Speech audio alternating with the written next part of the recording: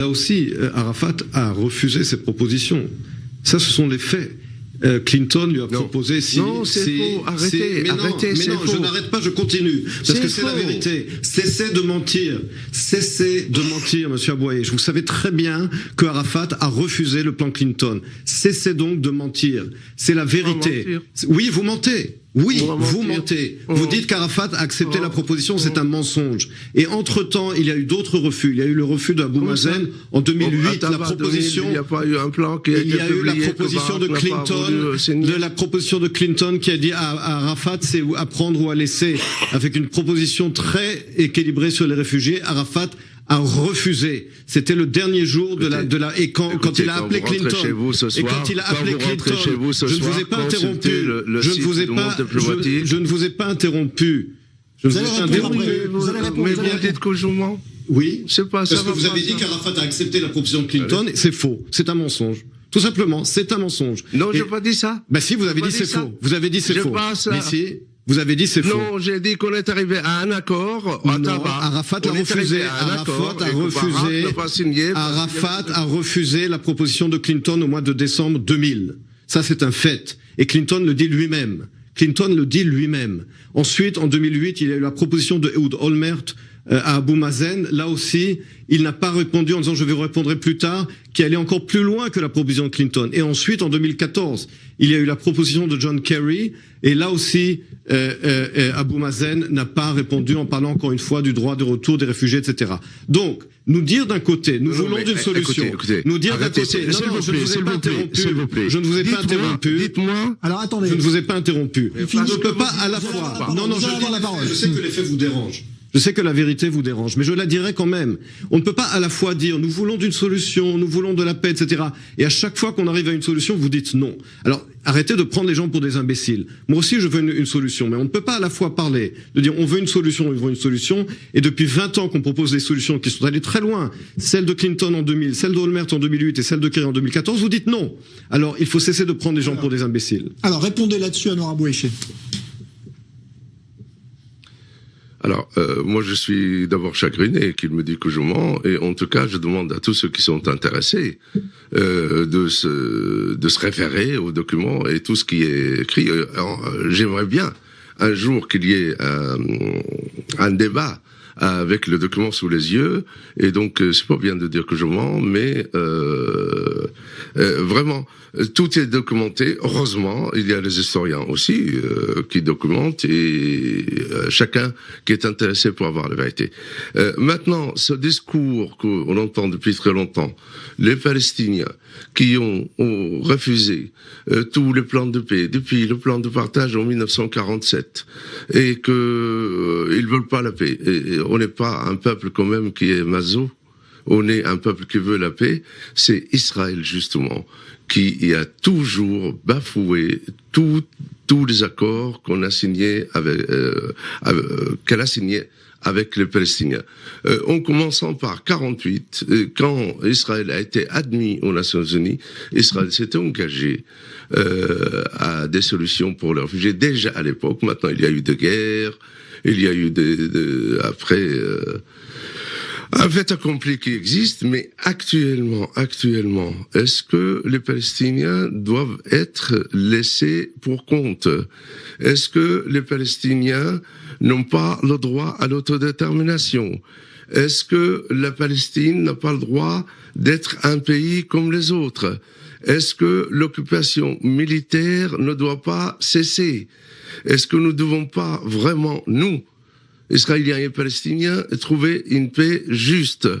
Et la justesse, tout le monde sait. Nous avons le droit, nous avons signé aux accords d'Oslo que nous voulons faire un État palestinien.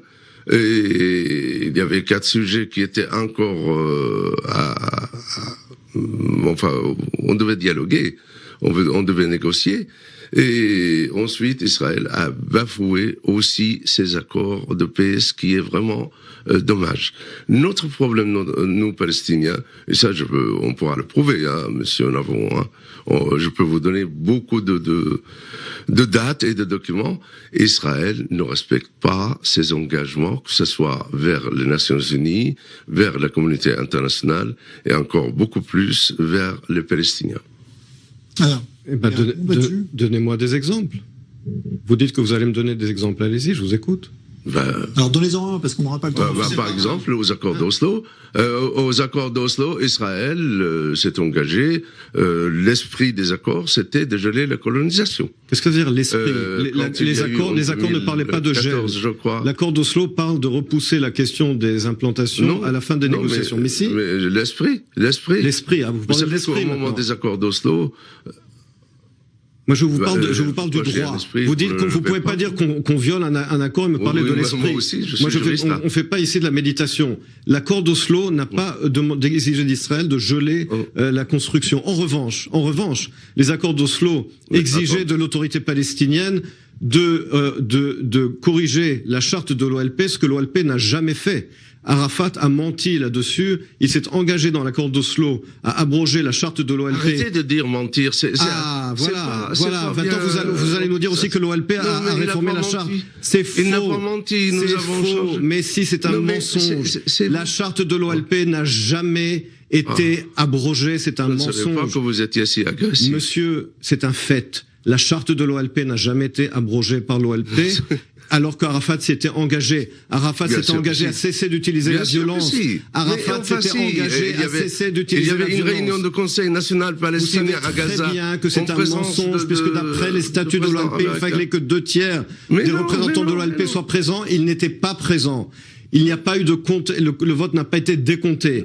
Tout cela est un théâtre. Lorsque Clinton était dans la bande de Gaza, c'est un mensonge et tout le monde le sait très bien. La charte de l'OLP n'a jamais été abrogée. Arafat s'est engagé lorsqu'il a signé les accords d'Oslo. Eh bien, c'est la première fois que vous écoutez la vérité. Peut-être que vous devriez cesser d'être dans votre chambre d'écho. Ensuite, Arafat s'était engagé. Arrêtez de dire qu'on est des menteurs et des gens qui ne veulent pas la paix. J'ai dit que sur ce fait, mais c'est pas comme ça. Faux, mais c'est la vérité. C'est la vérité, monsieur. La charte de l'OLP n'a pas été abrogée. Arafat s'était engagé dans les accords d'Oslo de cesser d'utiliser le terrorisme et la violence. Il a continué d'utiliser le terrorisme et la violence. Vous me parlez de violation des accords d'Oslo par Israël. Je vous ai donné 2 exemples. Vous me parlez d'esprit. Moi, je vous parle de faits et je vous parle des articles dans l'accord d'Oslo. Alors, Anora Bouéché.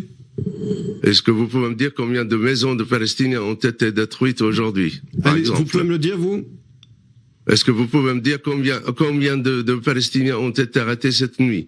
Parce que le peuple palestinien vit sous occupation militaire où toutes les nuits, il y a une dizaine de Palestiniens qui sont arrêtés tous les jours. Tous les jours, il y a des maisons palestiniennes qui sont détruites. Vous pouvez me le prouver? Tous les jours. Vous pouvez me donner des chiffres? Il y a des interdictions. Allez-y, donnez-moi un chiffre. Vous m'avez posé la question du nombre, je vous pose la question. La radio d'Israël donne. Écoutez, monsieur, alors, pour parler de moi, la première chose que je fais tous les matins, c'est d'écouter la radio Israël honorable, les infos. Et à chaque fois, la radio donne le chiffre. Et je fais confiance. Alors, quel était le chiffre aujourd'hui? Au bulletin d'infos de la radio israélienne. Quel était le chiffre aujourd'hui? Là, je suis pas en Palestine. Voilà. D'accord. Là, je suis en Palestine. Mais tous les jours, il y en a une dizaine. Bien sûr, mais il y en a une dizaine tous les jours. Je vous demande des mais preuves, il y a une dizaine tous les jours. Mais vous vivez pas l'occupation. Mais vous vivez pas le peuple palestinien. Mais vous êtes loin de la réalité. Pas du tout. Je vis dans cette réalité et je sais très bien que la raison pour laquelle l'armée israélienne est toujours présente et active dans les villes dont vous parlez, c'est justement parce que l'autorité palestinienne, l'OLP, n'a pas honoré ses engagements, a repris le terrorisme, ce qui a obligé Israël, en 2003, à reprendre un contrôle partiel des villes qui avaient été transférées dans les accords d'Oslo, justement parce que l'autorité palestinienne a continué le terrorisme en coopération avec le Hamas à l'époque. C'est pour ça que Arafat avait libéré tous les terroristes du Hamas de prison. Et c'est la raison pour laquelle l'armée israélienne protège les citoyens israéliens, parce que l'autorité palestinienne, elle, ne l'a pas fait. Mais pourquoi vous parlez comme ça? Parce que c'est la vérité. Parce que c'est la vérité. Est-ce que vous voulez la paix ou vous voulez la paix? Oui, je veux la paix. Est-ce que vous voulez la paix ou vous voulez pas? Oui, mais la paix ne pourra être fondée que sur la vérité, pas sur les mensonges. Où sont les mensonges? Ce que vous dites, depuis ce que vous dites depuis un quart d'heure. Tout ce que vous dites depuis un quart d'heure. J'ai l'impression que vous mentez. Ensuite, vous croyez à vos mensonges. Ben c'est exactement ce qui vous arrive. Ça s'appelle de la projection en psychologie, vous monsieur. Vous ne vivez pas la situation. Ça s'appelle de la projection. En psychologie, ce que vous dites, ça s'appelle de la projection. Je voudrais vous poser